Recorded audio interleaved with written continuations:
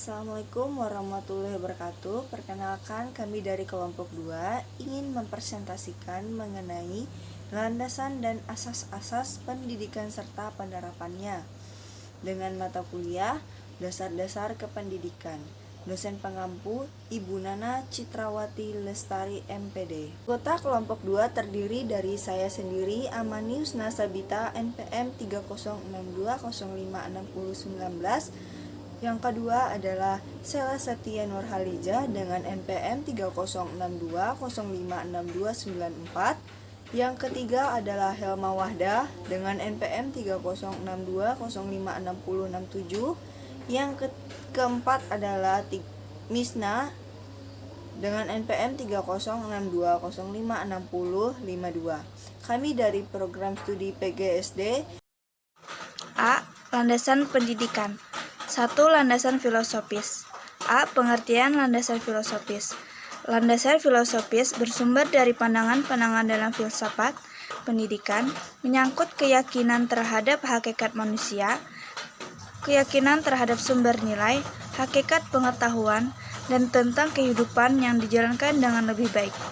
Aliran filsafat yang kita kenal sampai saat ini adalah idealisme, realisme, periodialisme, esensialisme, pragmatisme, dan progresisme, dan eksistensialisme. B. Pancasila sebagai landasan filosofis sistem pendidikan nasional. Pasal 2 Undang-Undang RI Nomor 2 Tahun 1989 menetapkan bahwa pendidikan nasional berdasarkan Pancasila dan Undang-Undang 1945, sedangkan ketetapan MPR RI Nomor 2/MPR/1978 tentang P4 untuk pula bahwa Pancasila adalah jiwa seluruh rakyat Indonesia, kepribadian bangsa Indonesia, pandangan hidup bangsa Indonesia, dan dasar negara Indonesia. 2. Landasan sosiologis. A. Pengertian landasan sosiologis. Dasar sosiologis berkenaan dengan perkembangan, kebutuhan dan bintang sosiologi pendidikan merupakan analisis ilmiah tentang proses sosial dan pola-pola interaksi sosial di dalam sistem pendidikan. B. Masyarakat Indonesia sebagai landasan sosiologis sistem pendidikan nasional. Perkembangan masyarakat Indonesia dari masa ke masa telah mempengaruhi sistem pendidikan nasional. Hal tersebut sangatlah wajar, mengingat kebutuhan dan pendidikan semakin meningkat dan kompleks. 3. Landasan kultural. A. Pengertian landasan kultural. Kebudayaan dan pendidikan mempunyai hubungan timbal balik, sebab kebudayaan dapat dilestarikan atau dikembangkan dengan jalur mewariskan kebudayaan dari menciptakan generasi penerus dengan jalan pendidikan, baik secara formal maupun informal. B. Kebudayaan sebagai landasan sistem pendidikan nasional. Pelestarian dan pengembangan kekayaan yang unik di setiap daerah itu melalui upaya pendidikan sebagai wujud dari Bhinneka Tunggal Ika masyarakat dan bangsa Indonesia.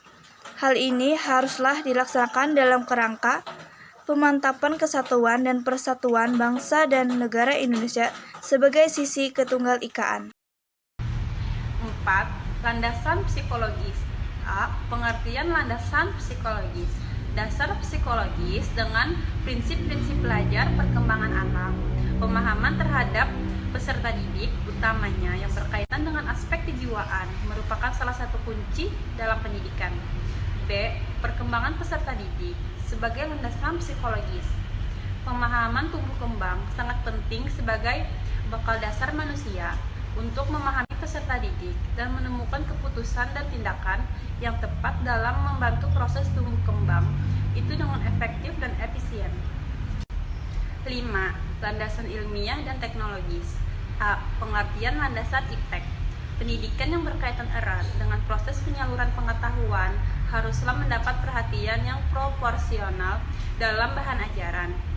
Dengan demikian, pendidikan bukan hanya peran dalam pewarisan iptek, tetapi juga ikut serta siapkan manusia yang sadar iptek dan calon pakar iptek itu. Selanjutnya, pendidikan akan mewujudkan fungsinya dalam pelestarian dan pengembangan iptek tersebut. B.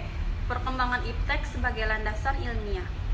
Iptek merupakan salah satu hasil pemikiran manusia untuk mencapai kehidupan yang lebih baik, yang dimulai pada permulaan kehidupan manusia. Lembaga pendidikan, utama pendidikan jalur sekolah, harus mampu mengakomodasi dan mengantisipasi perkembangan iptek. B. Pendidikan asas pokok. Asas pendidikan kebenaran yang menjadi dasar atau tumpuan berpikir baik pada tahap perancangan pelaksanaan pendidikan, khususnya di Indonesia. Terdapat beberapa asas pendidikan yang memberi arah dalam melaksanakan pendidikan. Di antara asas tersebut adalah asas Tutwuri Handayani, asas belajar sepanjang hayat, dan asas kemandirian dalam belajar. 1. Asas Tutwuri Handayani. Sebagai asas pertama, Tutwuri Handayani merupakan inti dari sistem di antara perguruan.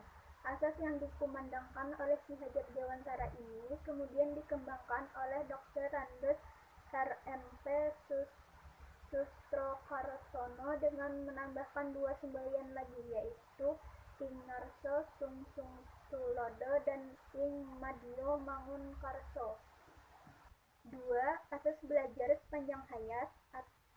Asas belajar sepanjang hayat atau lifelong learning merupakan sudut pandang dari sisi lain terhadap pendidikan hidup atau lifelong education, kurikulum yang dapat merancang dan diimplementasikan dengan memperhatikan 2 dimensi, yaitu dimensi vertikal dan horizontal. 3. Asas kemandirian dalam belajar. Dalam kegiatan belajar mengajar, sedini mungkin dikembangkan kemandirian dalam belajar itu dengan menghindari campur tangan guru. Namun guru selalu siap untuk ulur tangan bila diperlukan. Perwujudan asas kemandirian dalam belajar akan menempatkan guru dalam peran utama sebagai fasilitator dan motivator. Salah satu pendekatan yang memberikan peluang dalam melatih kemandirian belajar peserta didik adalah sistem CBSR, cara belajar siswa